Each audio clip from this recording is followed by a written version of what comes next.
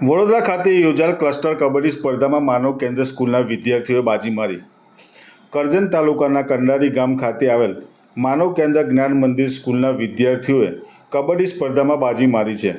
વડોદરા ખાતે યોજાયેલ ક્લસ્ટર કબડ્ડી સ્પર્ધા 2025 અંતર્ગત અંડર-17માં વિદ્યાર્થીઓએ ભાગ લઈ જીપીએસ સ્કૂલ સામે 2 મેચ જીતી ફાઇનલમાં પ્રવેશ કરી સિલ્વર મેડલ મેળવ્યો છે, જેને લઈ સ્કૂલ પરિવારમાં વિદ્યાર્થીઓને લઈ ખુશી જોવા મળી રહી છે.